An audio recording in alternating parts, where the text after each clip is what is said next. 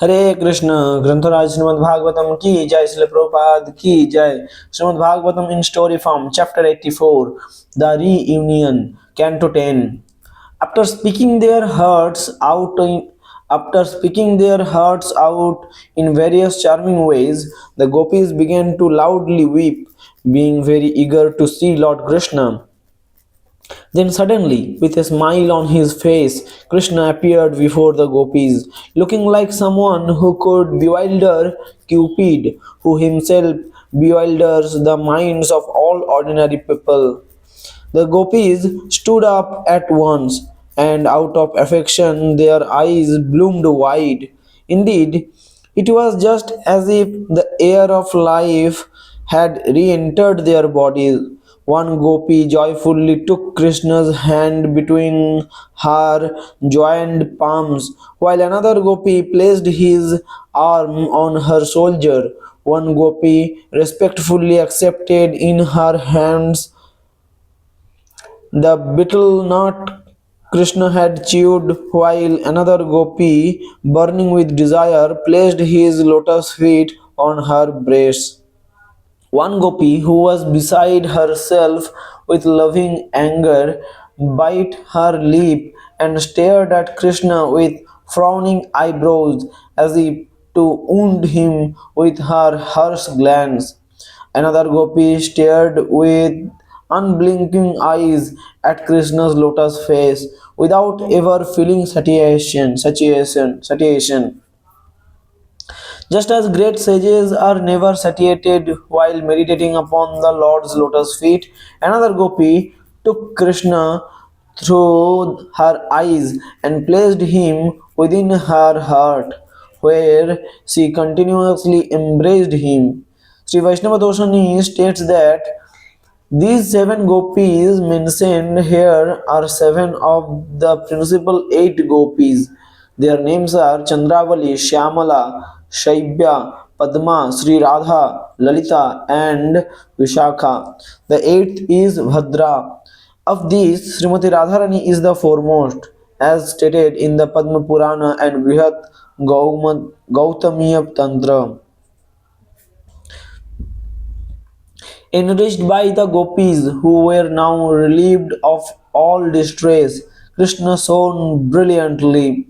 He took the gopis to the shore of the Kalindi, who, with the hands of her waves, had scattered soft sand on the shore. The breeze bore the fragrance of kunda and mandara flowers, and the moonlight dispelled the darkness. The gopis felt that their desires were being completely fulfilled. They arranged a seat for Krishna by leveling the sand and covering it with their shawls, which were smeared with kumkuma from their breasts. Lord Krishna took his seat, and the gopis worshipped him. Although Krishna was sitting by the side of each gopi, he was unseen by the others. Krishna had awakened romantic desires within the gopis, and they honored him by glancing at him with playful smiles, gesturing amorously with their eyebrows, and massaging his hands and feet as they held him upon their laps. Even while thus worshipping Krishna, however, the gopis felt somewhat angry. Thus they spoke to him as follows.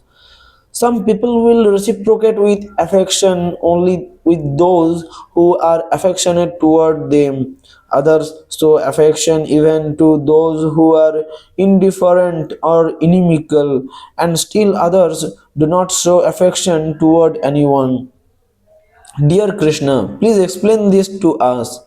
The Supreme Personality of Godhead said, so called friends who show affection for each other just to benefit themselves are actually selfish and are like merchants. They have no true friendship, nor are they following the actual principles of religion. Indeed, if they did not expect benefit for themselves, they would not reciprocate.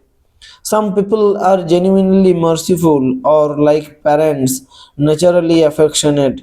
Such persons that devotedly serve even those who fail to reciprocate with them are the true followers of religion, and they are true well wishers.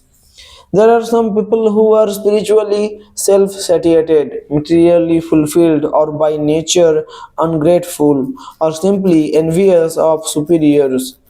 Such persons will not love even those who love them, and so what to speak of those who are indifferent or inimical? O gopis, the reason I do not always immediately reciprocate the affection of those persons who worship me is that I want to intensify their loving devotion. If the devotees could approach me too easily, they would certainly take me for granted.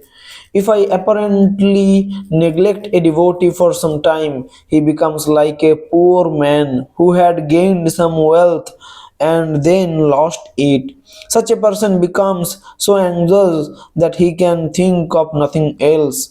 My dear girls, I had understood that simply for my sake you had neglected worldly opinions, the Vedas, and your relatives. I had acted as I did just to increase your attachment for me. Even when I removed myself from your sight by suddenly disappearing, I never stopped loving you, nor was I actually separated from you. Therefore, please do not harbor any ill feelings toward me, your beloved. I will not be able to repay my debt for your spotless service. Even with a lifetime of Brahma, your connection with me is beyond reproach.